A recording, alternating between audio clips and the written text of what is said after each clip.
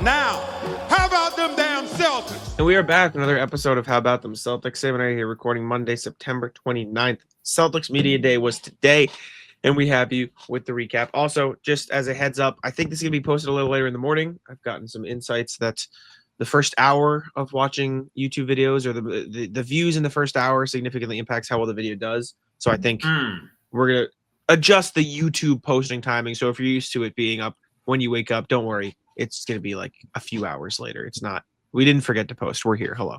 And the audio platforms are still up at 5 a.m. every day. So if you're really desperate, itching for your fix, there it is. How you doing, Sam?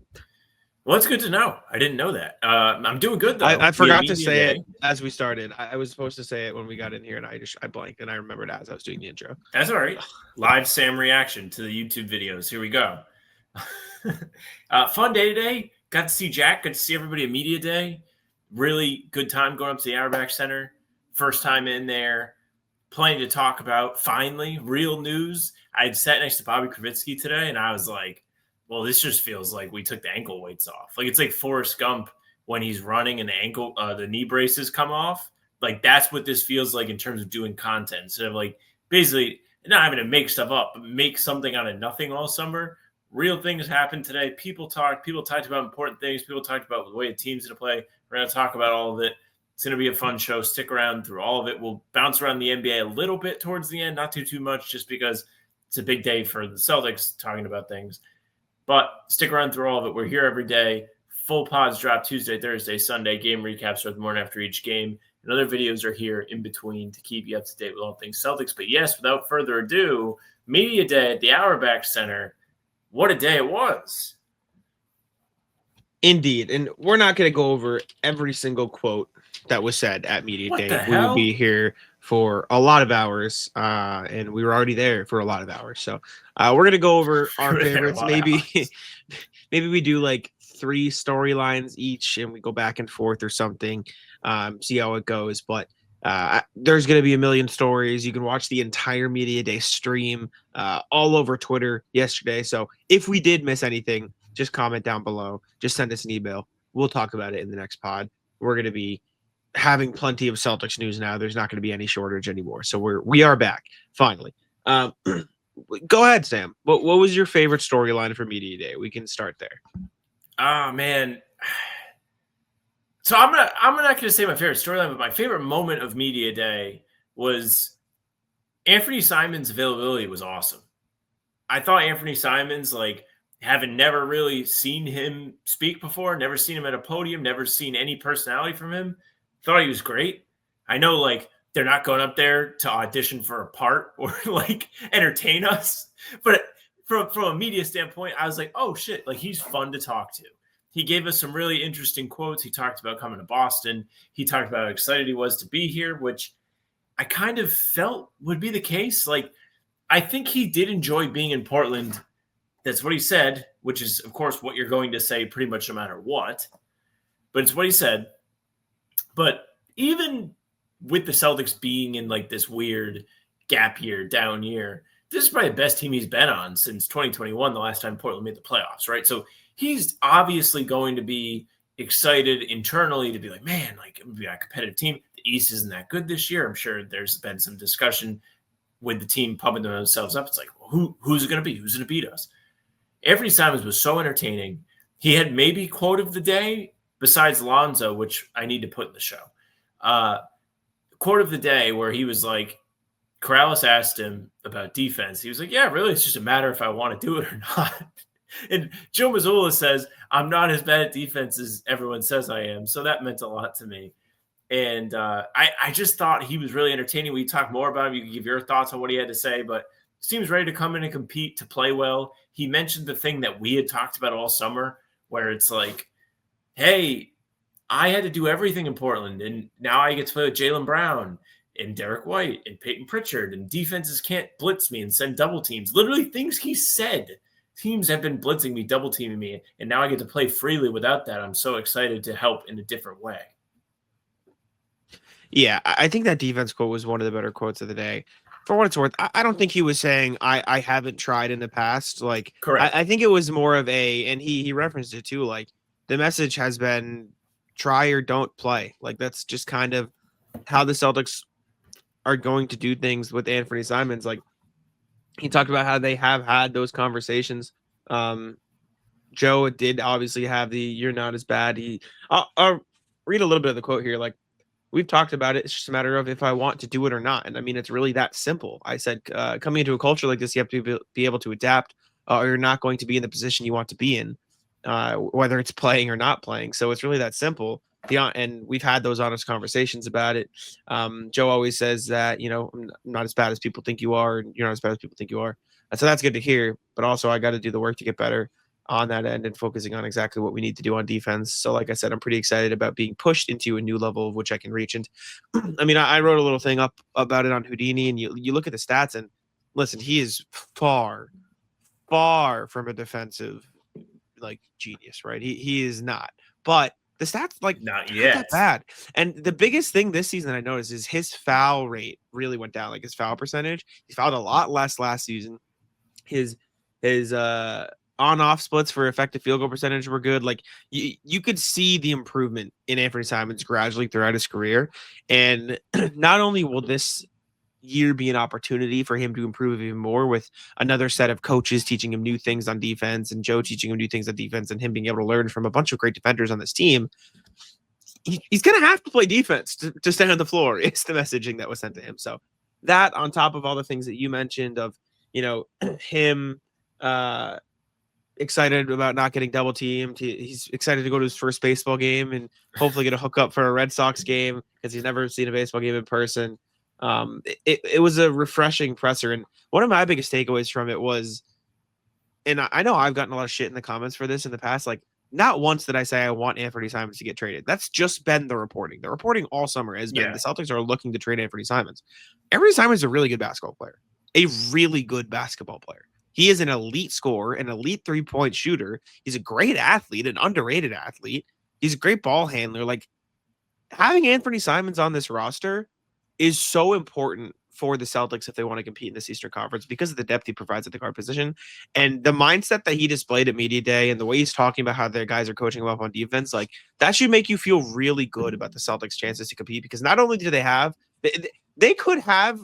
four guys who are capable of scoring 20 points a night, is where I'm going with this. Like, Derek White can score 20 a night. Pritchard can score 20 a night.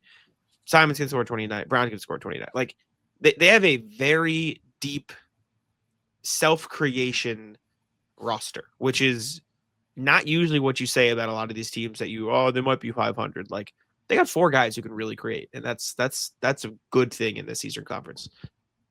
Yeah, one thing Bobby Kravitsky said to me today, because we had the little chat about defense after Simon spoke.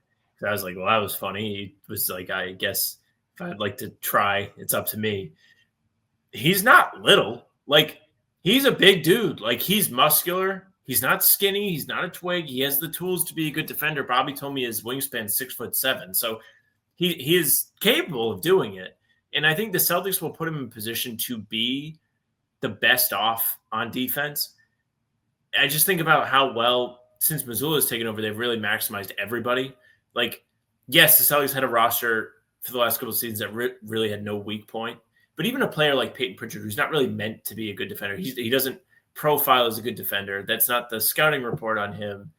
He's still managed to be a really strong contributor, hold his own on the defensive end of the floor, and then still thrive offensively. And I think there's a piece of this all that goes into it where Anfernee Simons talking about not getting double teamed and having it easier on offense should correlate to better defensive effort. The energy should just be there where he doesn't have to be the whole solar system for the team's offense anymore. He's going to have extra energy to expend on defense and really lock in. And maybe there is something real about the culture here. I don't know. The players just say things like that at media day. It's like, winning history, culture, all that stuff. But he kind of feels like he means it. Like, he talked a lot about Portland being a small market. Like, when I think Ian Steele asked him about the Red Sox, whoever asked it, or did you ask it? Or Bobby, somebody asked about the Red Sox. And he lit up about the prospect of having other teams in the market that people care about being part of like a bigger community. And then he made I'd like to go to the Red Sox game comment. You could just see how much he thought that was cool. So maybe it will mean something to him. It doesn't mean he's going to be an all-NBA defender. But Portland was a top defensive team in the second half of the season, and he was playing. They didn't shut him down. He played real minutes towards the end of the season for Portland, and they were one of the best defensive teams in the league. So it's possible when he's out there for you. Mm-hmm. I'm excited. This media got me excited for what Anfernee Simons could look like in Boston. And listen, like, who knows what the future holds for Simons? On an expiring contract. Obviously, all the reports have come out all summer. A deadline could spark a trade, but for now, I think he's going to really help the Celtics win basketball games. My first favorite thing at media day. Oh man, Jaylen Brown seems really happy, and that might sound really general. He just looks like he is the happiest he's ever been. Like that I've seen him. I bet this is my third media day. It's my fourth season covering the team. Like, obviously, everyone listening to this has watched the Celtics probably since Jaylen Brown has been drafted. This is the happiest I have ever seen Jaylen Brown. He had a camera guy following him around for a Twitch stream all day. Fucking Bill Nye was at the Auerbach Center. I shook Bill Nye's hand. You know how cool that is? That's sick. I watched that guy in school growing up, and I got to shake his hand and say thanks. Like, you're awesome.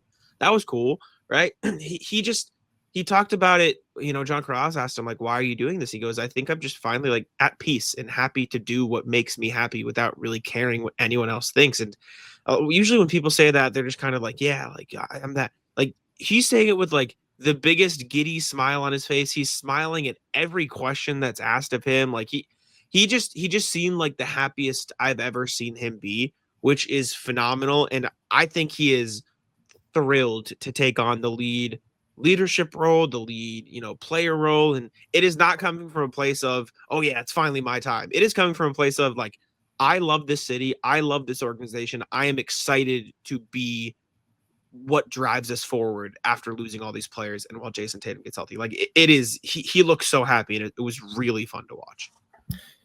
Yeah, I think the leadership piece of this is really interesting because Bobby Manning did a great guest piece, freelance piece for The Ringer last year about this specific thing about Celtics captaincy. And, like, they had captains throughout the team's entire history up until Rondo, and then they really haven't had an official captain that gets announced in the starting lineup ever since. And there was a game last year. I don't remember who it was against. It was right before they signed Torrey Craig, because I remember Bobby Kravitsky asked Jaylen about Torrey Craig in the hallway where the other question was asked. Regardless, Bobby Manning asked him, what does it mean to be the captain? You mentioned that you see yourself as a captain, and he really takes pride in that. And it doesn't mean that Jason Tatum isn't present this year, because he very clearly is. He was there today. He looked fit.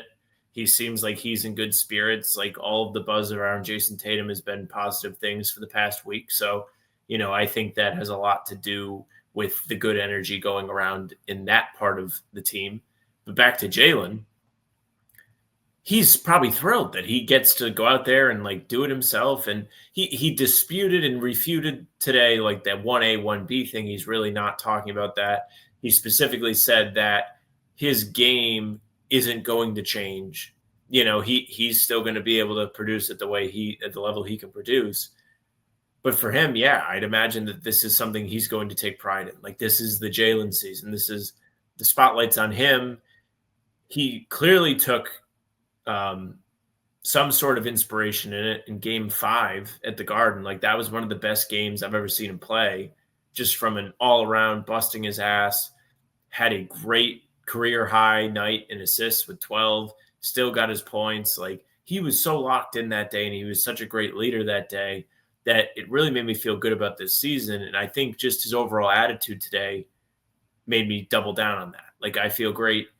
The Bill Nye inclusion today was just funny. Bill Nye got his own media availability. I was going to bring that up in one of my other points, probably the last one, just because it's our real Celtics point, so I'll quickly talk about it now. Bill Nye had no idea what to do with the scrum.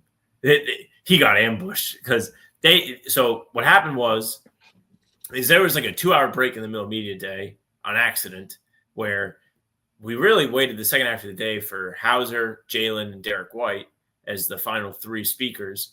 And in the middle of it, Christian, one of the Celtics PR people, came up to us, was like, would anybody be interested in talking to Bill Nye on the side? So Bill Nye comes over, and everybody goes up to get in, because just even if people didn't have questions, they wanted the clips, they wanted the footage, they wanted to get pictures. Like, it was a big deal. And he was like, oh, okay. Like a couple people came up and then everybody kind of came up and he was like, whoa, like, I don't know what to do with this. So it was probably something we'll never see again at Media Day, like a special guest Media Day availability. But yeah, it was pretty interesting and cool that he was there and he talked about his relationship with Jaylen, which was the really interesting thing to hear. Yeah, and for anybody wondering, is like, oh, like, I wonder what Bill Nye is like off the screen. He's just the guy who's on the screen. He's just like, he literally like multiple times like physics. It's all about fit. Like he is the like bar for bar, this the same dude on the screen, which was hilarious and really fun to see in person. Before we do continue, I need to tell you guys about PrizePicks. PrizePicks, the best place to get real money sports action this football season. Football is upon us. This episode is brought to you by PrizePicks.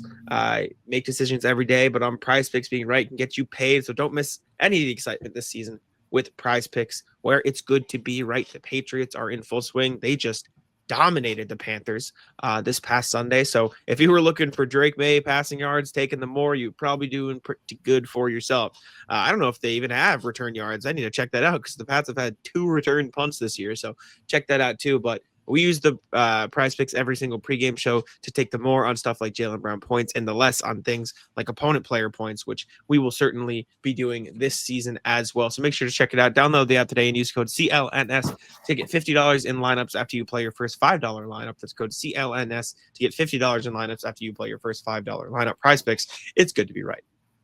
Okay. What's your next Celtics Media Day favorite, Sam? So next Celtics Media Day favorite, I would probably say the overall delivery of we are really embracing the bond. And I know you have a lot to say on this because you aren't right about it, but the Celtics have clearly put a point of emphasis on camaraderie. And because of the large turnover in players this year, they have had to do but they've elected to do a lot of different team bonding things, like Jaylen Brown, a bunch of the new guys went to the Patriots game on Sunday. They were there. They rang the bell with Mark Wahlberg. Derek White was saying they all went to the NBA Youngboy concert at TD Garden last night. Like, these guys are spending a lot of time together. They have all been mostly in the gym all summer, so they've gotten to know each other that way. And I think that bodes well for just like the vibes of the team. Like, that's one thing that the Celtics have been great at the last 3 seasons, including the first Missoula season, was it just seems like everybody likes each other. Blake Griffin was a big part of that when he was here. Kristaps Porzingis seemed to be a big part of that when he was here. Like, everybody seemed to like enjoy the big, fun, goofy guy, and they all had a good time. It seems like they're trying to carry that forward. Everyone's trying to be well connected, well bonded, and that'll probably translate to trust on the basketball court. At least that's what they're hoping, as they kind of enter this uncertain space with the group they have and no Jason Tatum for the moment. Yeah, I've got a whole story on the transition of leadership and what the Celtics are trying to do to make up for the lost voices. Like, I mean, Jordan Walsh even mentioned that past the absence of Al Horford and Cornette and Porzingis and everybody, like, not having JT in drills has affected guys. Like, just not having that presence, who's not even a vocal leader, really. He's more of a lead by example type of guy. Like, that's something that's gotten to a few guys. Like, a lot of these changes are important, but you've got Jaylen Brown, who has been a leader for this team, continuing to do so and improving the way he leads. He took guys to a Patriots game, I think the Panthers game the other day. You mentioned the NBA Youngboy concert that a few of the Celtics players went to. You heard Luka Garza, you heard Will Gonzalez, you heard Josh Minott. A lot of these guys talk about, like, yeah, Chris Boucher be welcomed in. Chris Boucher got baptized last week, and Joe Mazzulla went to see him get baptized. Like, the Celtics, whether it's Joe Mazzulla or whoever else, are making a real choice, a conscious choice, to do everything they can to lead and make everybody feel welcome. Sam Hauser, Peyton Pritchard, Derek White, Jaylen Brown. They are the only 4 players left from the regular rotation when the Celtics won a championship. They're the only 4 rotation players left from last season. Right? Like, Nemish Queta wasn't really in the regular rotation. Baylor Sharman, Jordan Walsh, they weren't in the regular rotation. Tillman certainly wasn't. Like, there's just not a lot of carryover in terms of guys who really played. And it's not a coincidence that those are the guys leading the charge in trying to fill the void of leadership that was left with Horford, especially, and Drew and Tatum and Cornette and Porzingis. Like, all these guys who help play a role in leading this team. So Like I said, I've got an article coming out, for Houdini, and I mean, I'll spoil the lead of it. Like, please go read. But the point is, this is the most rest the Celtics have gotten in a summer since COVID, right? Like, even in they've been to the conference finals every year since 2021. And even that year, the NBA was still reeling from the bubble schedule. So they got as much rest that year as they did the year they won the title. The first round went to June, and next, regular season started in October again. So they didn't get any rest that year either. They haven't had this much rest since the entire world forced them to rest. And instead of leaving, they all stayed. They were all in the gym. They were all here. It didn't matter. And so I just think they've put a real emphasis on that leadership, that togetherness, and it's pretty cool to see. Yeah, I mean, I think that's one of the things that makes it the easiest to play with people. The reason I have good relationships with the people I play the best basketball with is probably because I play a lot of basketball with them, so I know them. We have good chemistry. But it truly makes it easy, especially like NBA players are not playing pickup basketball. But when you're playing basketball with people that you haven't played with, there is some sort of tension where you're kind of feeling out who can be trusted, who can't be trusted. Do you trust like their decision-making, shot-making, like all these different things factor in how the ball moves, how willing you are to stick to your man on defense, or if you think you have to help. Having good team chemistry goes a long way. And basketball is an interesting sport because it doesn't always reflect that at the end of the season, where oftentimes the best team does win the championship. That's just kind of how the basketball playoffs go. But other sports, you see it, like baseball is a really big one where you always talk about the power of friendship and then like teams go on playoff runs. I mean, that is possible. We've seen the Celtics overachieve in the past. It just hasn't been to a championship level. It's been the Isaiah Thomas team being the 1 seed out of nowhere, going to the conference finals out of nowhere. It's been the 2018 team going to the conference finals after Kyrie and Hayward get hurt, after they were supposed to be the pillars of the franchise.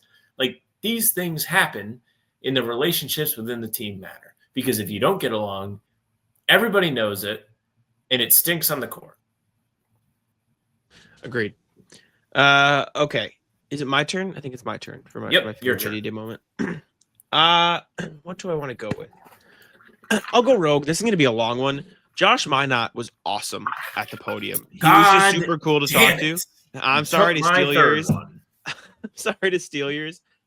He's just really cool. Like, every answer he gave was awesome. He was very interesting to speak to in terms of his insights. I asked him about any coaches he's gotten close to, and he went on a giant tangent of saying, yeah, I've gotten close to Deshaun Butler, and it's just crazy to be here and learning new things every day. Like, we're not just running, we're actually learning new concepts. I'm learning basketball concepts I've never even heard of. He had the best Joe Mazzulla quote. Your mute button's not working, by the way. I was muted and then unmuted to cough like a dumbass. But it hasn't worked when you've been drinking water either. I don't care. I'm just letting you know. Can you hear me? Yes, I can hear you. Oh, all right. Well, that's not good. You sound fine for what it's worth. So I didn't even notice it wasn't. Maybe it's not inputting into your mic, but you sound fine. Josh Minott also had the Joe Mazzulla quote of the day when he was like, yeah, he's awesome. He's truthfully inspiring. He's also a weirdo. And then he went in the whole thing.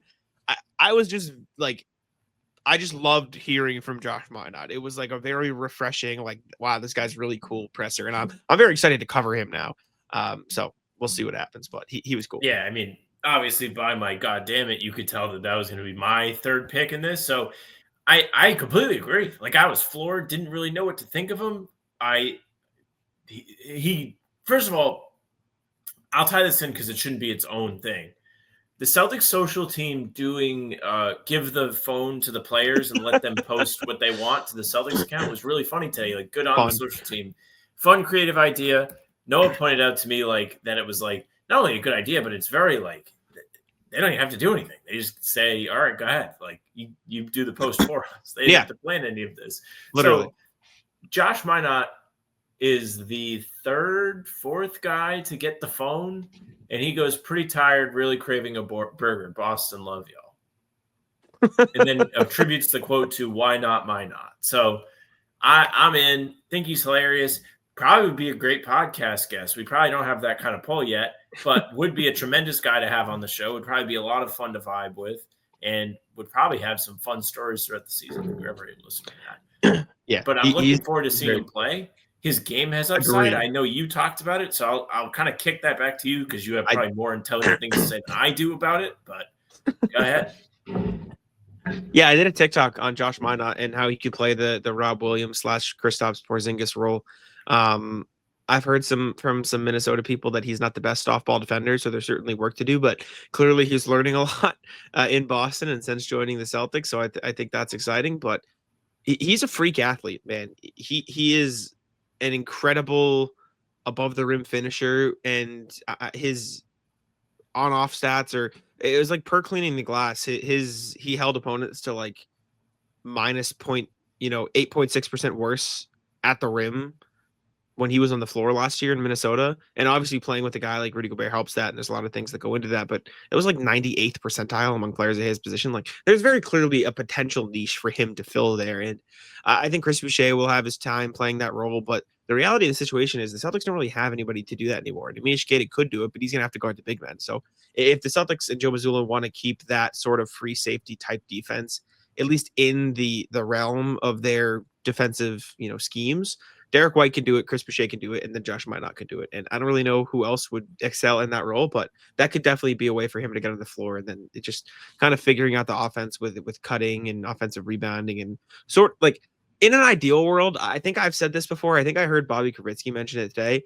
If he can be a better version of what O'Shea Brissett brought for the Celtics a couple years ago, not a bad thing. Not a bad thing at all. Yeah, I mean, I was a big O'Shea fan, so I would love that. I'm a fan of Minott's now. I think his personality is awesome. Hope he gets to stick around. I'm rooting for him. Like the grim part of his press conference, basically the first question was like, "This is a do or die year for you, right?" And he was like, "Yeah, pretty much." And then he just started serving up the yucks. Yeah, this is kind of it. But he was awesome. So looking forward to seeing him play this year, and really rooting for him. My last thing, I think getting to hear Jason Tatum talk at length about his recovery was pretty interesting. And the Tatum availability was not really one where I felt like it was my place to ask a question. But the whole recovery process has been very interesting to me personally, just because it is a big mental climb. And he got gave some great insight about this and just about, I believe he was kind of asked multiple times about different milestones, but he just talked about like, one, Joe Mazzulla being a big supporter throughout the entire thing, and Mazzulla confirmed that during his availability. He was like, yeah, I was there for the first steps, first run, first shots. Like, I'll rebound for him. Like, I don't really care. I'm just there to support him. And also Mazzulla being all right, let me finish the Tatum point, then I'll talk about the other thing. I think Tatum has done a really good job recovering. Clearly, he's further ahead than a lot of people think. There was the doctor on Twitter that says he could be ready by October 25th, or 28th rather. How could I mess up my own birthday? Which will not happen, by the way. Please don't think he's going to play that early. But the fact that people are speculating on that, and it's not like not based off of evidence that we've seen, like there is evidence that suggests that he is recovering quickly, where people can feel good about it. And he was healthy enough to dress at media day, where if you didn't know he had torn his Achilles, you would have no way of knowing he was injured. Looks fit, looks like he's in good shape. The braids look sharp. Got to say it in person. Got to see him. They look clean. Top 5. That's what he says. It's true. Yeah, it was good to hear from Jason Tatum. First question, Bobby Manning asked him to describe what went down that night. He called it a traumatic day, which I don't think you could find better words for that. It's definitely not a fun day. But the hearing about his recovery, hearing about everything that's gone on, and him being present this season at some games and practice and stuff like that. It was good to hear from him and seeing him looking like himself a little bit, at least in terms of his personality and being present, which was nice. You had a Joe Mazzulla point you wanted to sneak in there quick if you want. Oh yeah, Joe Mazzulla just comes out sneaky the greatest guy ever. Today. I mean, yeah. He kind of detailed it, but we heard from numerous guys about just the things Joe Mazzulla has shown up for them. And he talked a little bit about this. He's like, everybody's different. So you just kind of end up doing all these different things to be with your guys and spend time with them during the off season. Some guys like dinner, some guys like coffee, some guys like to not do anything. And I was like, I relate to that. the best one is Chris Boucher was like, yeah, he came to watch me get baptized. Mm-hmm. And it's like that.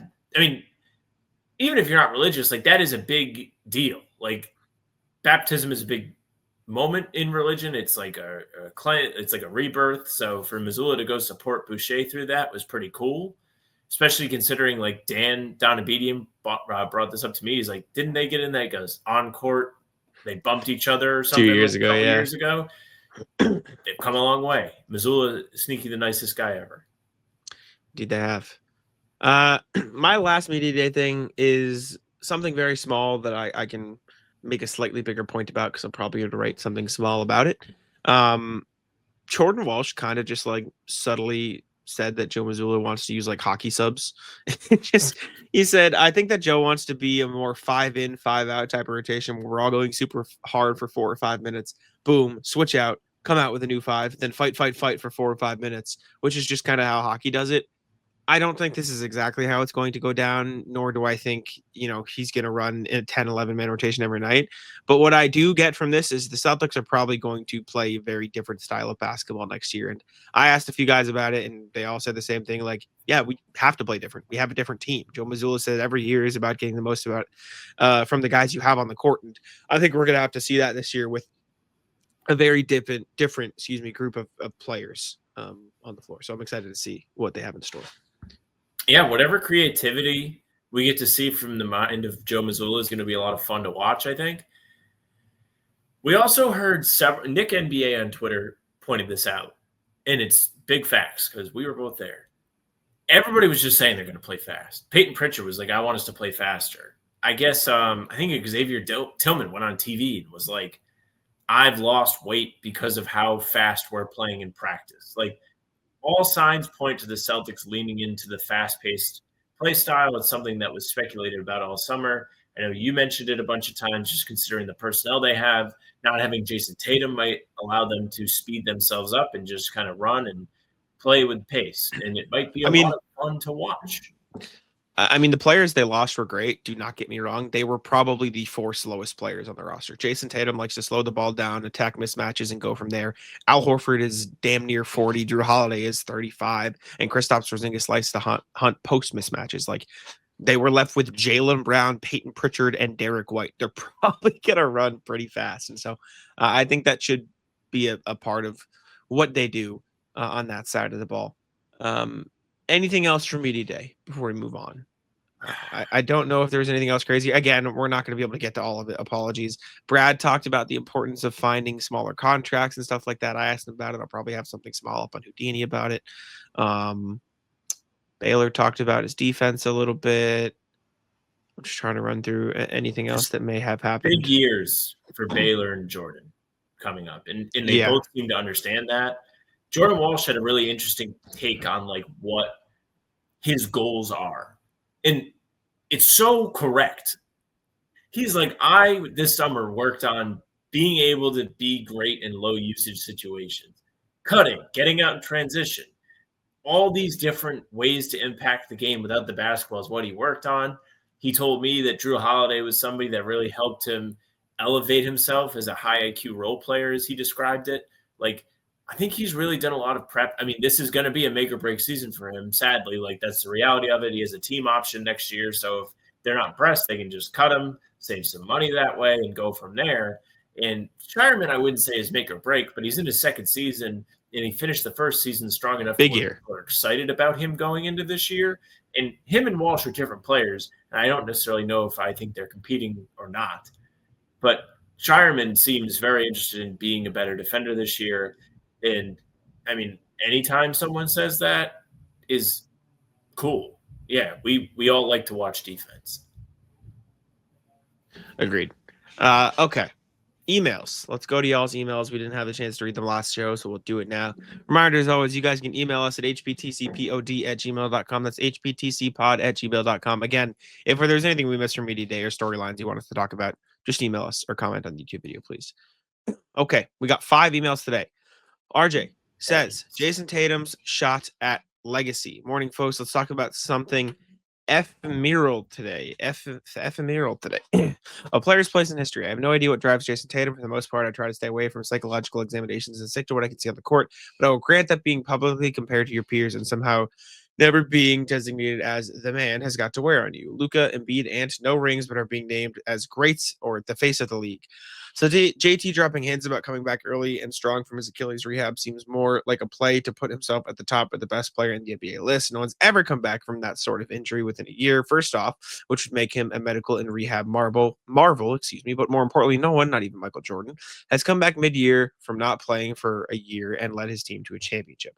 Tatum returning and playing would be spectacular. Jason getting his second ring and securing his place in Celtics in NBA history, I can see that being a strong motivator. Not saying it'll happen, but I'm also not saying it won't. Be well, RJ. Would be quite the story. Jason Tatum's going to be in textbooks. All the medical textbooks just going to have Jason Tatum and his Achilles recovery. All jokes aside, this has been really impressive from him. The dedication to being a medical marvel has been remarkable. He's clearly putting in the work. Everybody that was asked about it today was so impressed with what they've seen from him. I mean, can you imagine if somebody just was like, yeah, whatever, I guess. Like, who cares about Jason Tatum's recovery? But seriously, like, players like Sam Hauser, Derek White are seeing Jason Tatum rehab, work his ass off in real time, and they can attest to just the amount of dedication it takes to be and in the position he's in this soon, even though it's been months, soon after tearing an Achilles. Like, he's running up and down the court. It's crazy. I mean, listen, again, I've said this ever since the video came out and since he made his little media tour. I have no idea when Jason Tatum's going to come back. He could not play this season. Tomorrow. That is still absolutely a possibility, and maybe a good possibility. He looks like a guy who wants to play yesterday. He's again, I don't think it'll happen. He said himself at the podium, like, it's going to suck not being out there for opening night. So any miracle dreams anybody has, please let them exit stage left. However, I'm not going to lie. He looks like a guy who wants to play. Yeah. When he was at the podium today, he was asked about, like, if there was a game, like a team he wanted to come back against. And he's like, said no, but he wants to, like, do it at home. And he was, like, laughing. And in that moment, I was like, is he laughing because he's going to do it on opening night? Like, is this going to be, like, a big surprise for everybody?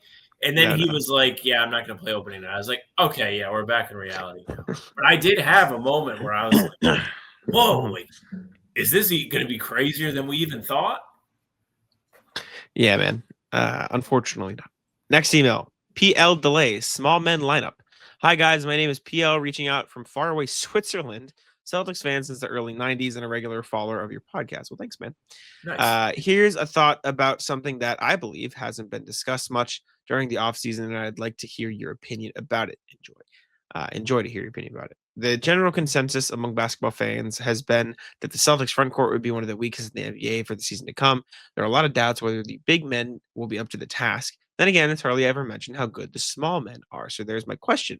In a parallel universe, where it's strictly forbidden for human beings 6'8" or taller to play basketball, do you think there's any team in the league that's got a better starting lineup than Pritchard, Simons, D. White, JB, Hauser? Sadly, this law doesn't ban Draymond, who might be one of the shortest bigs to ever play the game, to compete. So the Dubs might be a threat, but are even them a match? Should you have any thoughts about the topic, I'd be pleased if you would offer your comments. In the meantime, I wish you all the best, PL. Thanks, PL. Yeah, the Warriors would definitely be better. Steph, Jimmy, Draymond would certainly be better. Outside of that, the Celtics have a really good lineup. How tall is LeBron? Is he 6'8" or is he taller? LeBron is 6'9", so okay, so he's out. I was going to say, like, the whole thing about the Lakers is they weren't going to have a center until they signed DeAndre Ayton. So I was like, maybe it's that. Luka and Reeves is a pretty good place to start, if that is your goal. I don't know who else, though. The Celtics do undoubtedly so. The Celtics have a phenomenal guard and wing rotation at the top half of their roster. Is it the Knicks? They have great talent. It depends on how tall some of their guys are. Brunson and Harder definitely depend. I think Bridges is under 6'8". I don't know about OG. He's 6'6". Anunoby height is 6'7". So yeah, the Knicks are up there for sure. I see your point though, PL. The Celtics have a very talented 1 through 4 man rotation. But unfortunately, there are a lot of other talented teams in the league. So maybe not the best, but very good. RJ again says, who takes Anthony's place? Happy lunchtime here, folks. For all the talk we hear about Simons being traded away for cap and tax relief, we don't hear much about the other half of the equation. If he's traded, who fills his minutes?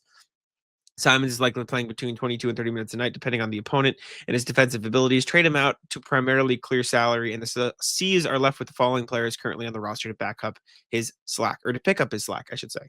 Shireman, Walsh, Ugo Gonzalez, and Max Shulga. As much as I love to pump sunshine for the end of the bench guys, I don't feel comfortable right now slotting any 2 of them as being able to contribute consistently, never mind thinking one of them will step up. The free agent picking seem pretty slim unless we're back to the ghost of Ben Simmons or the like. So maybe we all just need to settle in and get used to our new employee number 4. Be well, RJ. I don't think it's necessarily as simple as that. I think Derek and Peyton can both play the point, so they would probably just, go back and forth a little bit more on one on the court, one off the court. I think Baylor is a potential guy who could step up and play more minutes. I think Walsh could play some minutes, but I also think they could just run some bigger lineups, depending on how guys like Nimish Kade and Chris Boucher pan out, depending on how, Luka Garza and or Tillman and or Minott look. And also whoever you get back in the Simons trade, you have to get someone back. And so if it's a player, even a guard they feel comfortable with, that could be the thing too. And again, unfortunately at that point, Brad Stevens did say at, the Bill Chisholm presser, we are going to, let this team rock and see what they got before we make any moves. And there's no pressure from anybody to get under the tax, which could just be a thing that he's saying. So maybe nothing happens from it and Simon's on the team for the season. It works out great and they re-sign him and it's all, sunshine and rainbows. And that'd be awesome. I would love that. But if it does come down to it, unfortunately, it probably would just be a business decision and they just have to figure it out from there. Yeah, after today, it doesn't feel like Simons is immediately getting traded. Like it may happen after a couple months. Brad Stevens specifically said that the team is not looking to make any overreactions early in the season. Like he said, it's important to remember, or maybe it was Joe. I think it was Brad. It was like there may be some growing pains since this group is a lot of new guys who are going to be playing rotation minutes. It's not going to be as much of a well-oiled machine as it was to start the season. So there could be some having to be patient when things aren't going well early, at least was the messaging from him. So I think the biggest takeaway from that is just I wouldn't expect an Anfernee move until the deadline. I think they like him to a degree as much as I think they want to see what they can get out of him. That is my take. I think it would be silly not to see what you can get from him. Agree. Yeah, you have to at least take a look with a player as talented as Anfernee Simons is. Okay, RJ again, center matchups. Afternoon, folks, as we swing into training camp, let's look at the Celtics' likely weakest link on defense, center.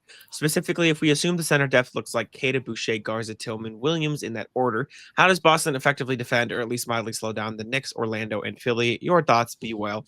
RJ.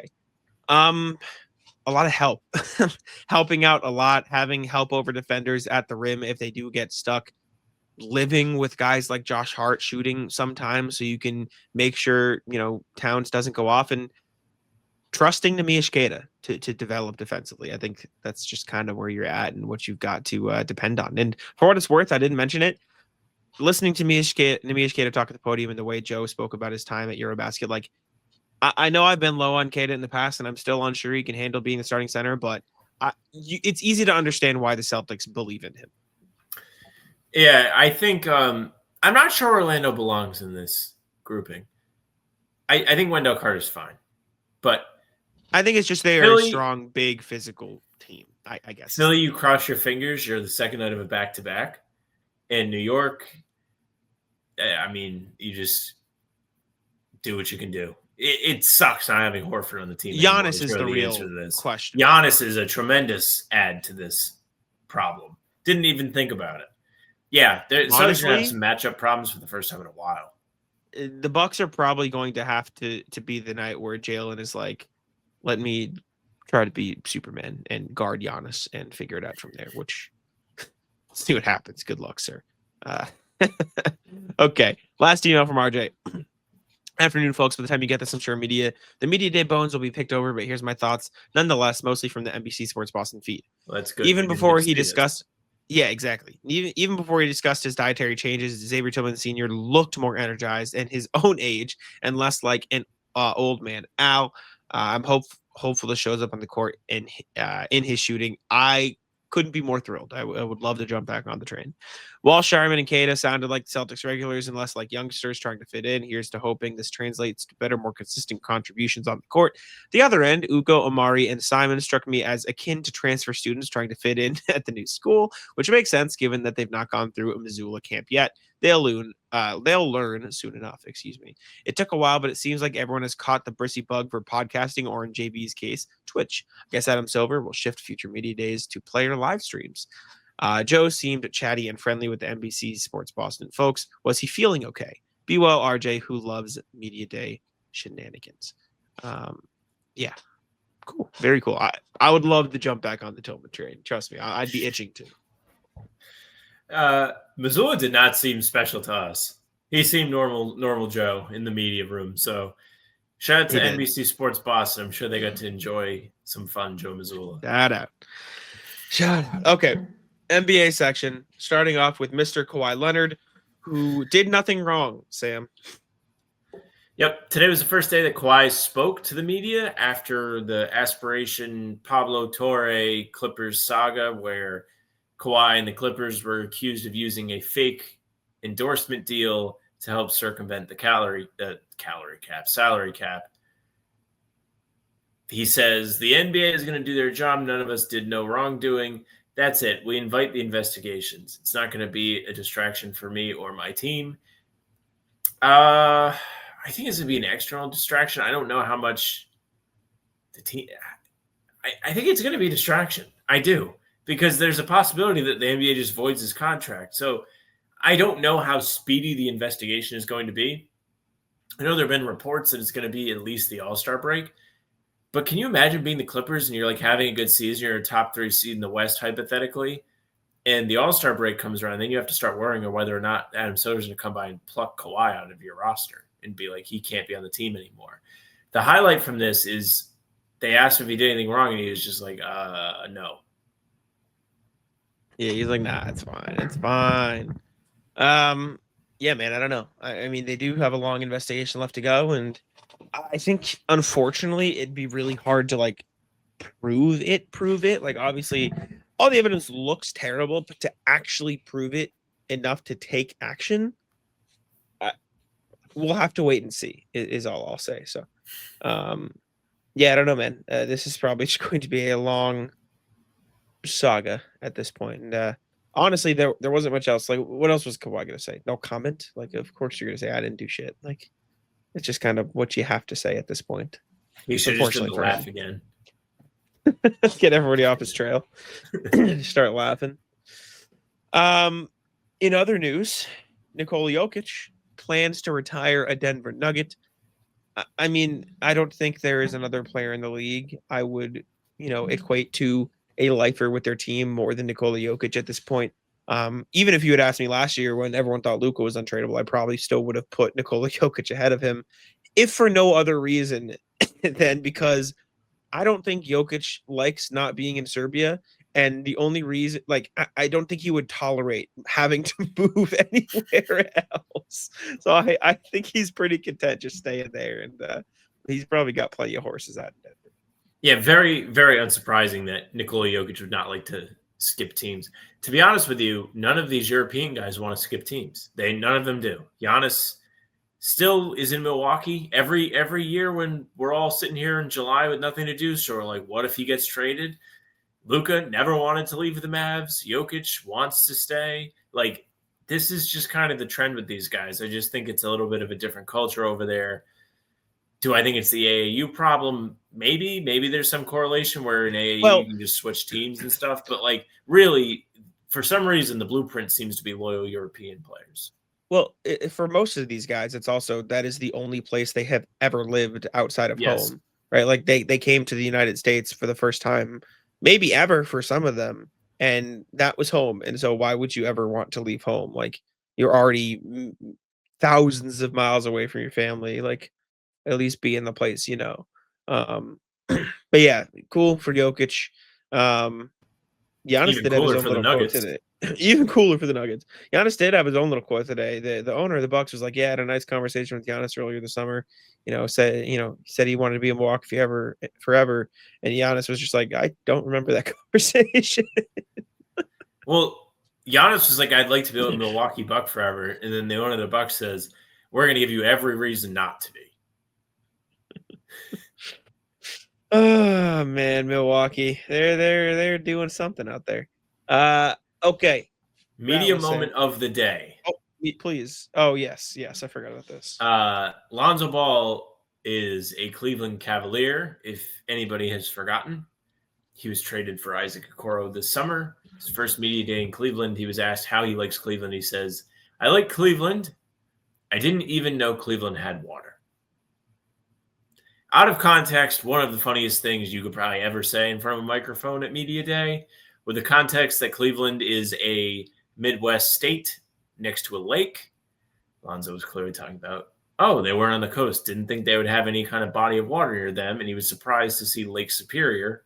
I'm almost certain that's the one. Maybe it's Lake Erie. Now I gotta look. You keep talking. I'm looking it up. I'm looking it up. Okay. But yeah, Erie. Okay. I corrected myself. I could just imagine like Lonzo turn on the shower and being like, "I got to call LeVar, tell him about this. Can't believe that they got running water here in Cleveland." Shout out Lonzo, man. That's an all-timer for water. Sure. They have water. I like Cleveland, man. I was there a couple years ago for the playoffs. I enjoyed my time in Cleveland. It was a nice city. So shout out to Cleveland. Okay, Sam, Rat List, please. Rat List is this fashion show. First of all, I went to a fashion show on Saturday because my girlfriend's friend was walking in it. So go to the fashion show. The fashion show was a shit show. The friend did great. Can't take anything away from her. She walked as you would walk. The problem, however, was this fashion show was held outside and it rained. So we were sitting there in the rain watching the fashion show. And it was in Philadelphia. Like it was pretty cool. Like I guess a gym was collaborating with designers and was also launching its own merch. So they did this. They got a bunch of people that go to their gym to volunteer to be models. It was like cool. But whoever was running the show apparently was a real pain in the ass and like was mean to all like the volunteer walkers. And they were also like mean to us. Like we didn't pay to go and we were going there to like support our friend. But like after the fact, mind you, it was raining. There were like 2 little rooms you could go into that had snacks and stuff. I also accidentally drank alcohol on Saturday, which was fucking brutal. I got rid of it quick, like spit it out, realized it, but didn't taste good. But anyways, we're in there, like they have snacks and everything. And then like twice they said, like, if you're not VIPs, you can't be in here. It's like, it's raining. We just filled seats for your show that's free. And you're going to kick us out and not let us have shelter? It was fucked up. Did they kick you out? Yeah, we left. Like, because they said that no non-VIPs need to leave one time, and then nobody left. And then, like, the showrunner came in and yelled at everybody. And, like, we had already gotten our free desserts, so we had no reason to really stay. And, I mean, yeah. I'd say we won that one. Like, we got free cake and stuff. How did you accidentally drink alcohol?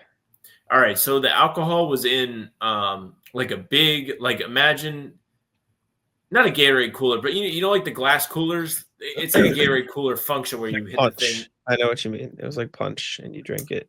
So it was normal. It looked like water with lemons in it, and I was like, "Oh, that makes sense." They have a pitcher, a big pitcher with water and lemons in it. This is vodka lemonade. It was I don't think it was lemonade. I think it was vodka with lemon. I don't think there was aid. There was no aid in it. That's gross. That's really gross. I don't know. Excuse me. I don't know what I have to rat list. Trying to think. I haven't done much the last few days. I went to practice today. Sat at media day for far too long. Shout out the Celtics. Shout out everybody. It was nobody's fault. It was just a very long day, with gaps in between. They gave us food though, which was fire. So very nice. Shout out the people giving us food. Celtics take care of you. They really do. What do I want to rat list? I really don't think I have anything for you. Living where I live, there's a lot of restaurants. It's far too readily available for me to order food, walk to, pick up the food. Oh no, dangers. But yeah, I don't know if I have much. I'm tired, stuff to write, and that's my rat list. my exhaustion, I suppose. To build off the media day thing, the funniest thing about media day is we were sitting there waiting for Jaylen, so we just put on the Twitch stream to see what was up. We were like, "Is he close? Is he coming?" So like we could kind of follow Jaylen around and just see where he was at. He was not. He was not close. He was not close. I will rat list. I have the thing. I just don't really know how to like present it. I'll rat list. Andy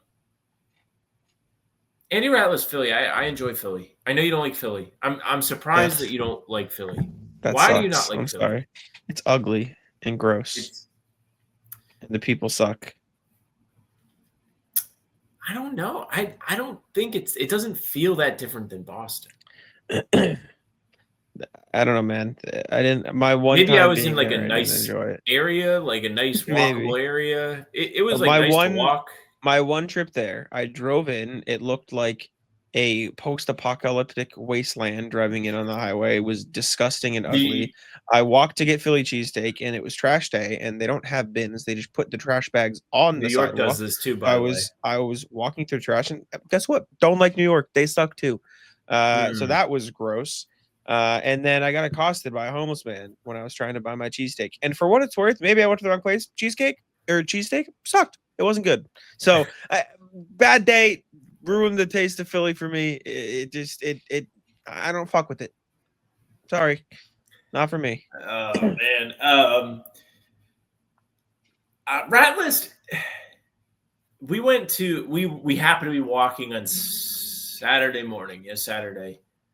And they had like a pop-up market like downtown where like they have all the little farmer stands and all the stuff like that.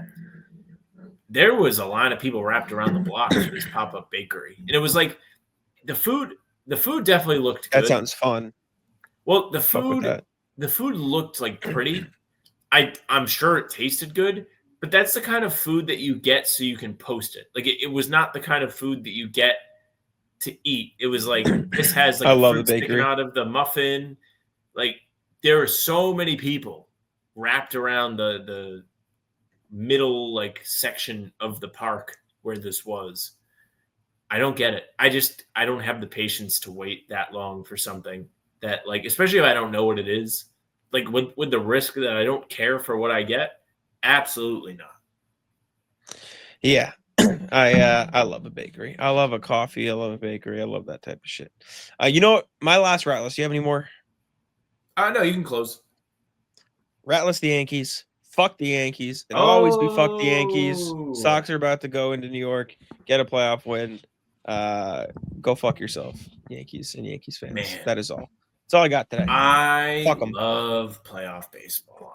Me too, so man. excited to watch it. I'm jacked up. Next 3 days, we got playoff baseball. The next 3 days, I'm fired up. I talk about it often. Playoff baseball might be peak sports. I just think something about the cold, something about that they play back to back to back days, meaningful games. It's just so exciting. I'm thrilled. Excited to watch. But anyways, appreciate you all for tuning in. Make sure to leave a like, subscribe to How About Them Celtics, and I'll let Sam take it out. Hey, thank you very much for listening and watching. Make sure you leave a like, subscribe, comment. We are here every single day.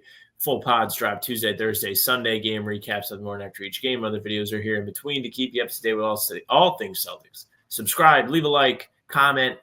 We appreciate it very much. You can email us, and you can find us on Spotify and Apple as well. We're doing everything. You can email us, hbtcpod@gmail.com. Read them every single time we do the show. Big shout out to RJ. Big shout out to our Swiss listener. We appreciate you emailing us. HBTCpod, favorite media day moment. Send them in.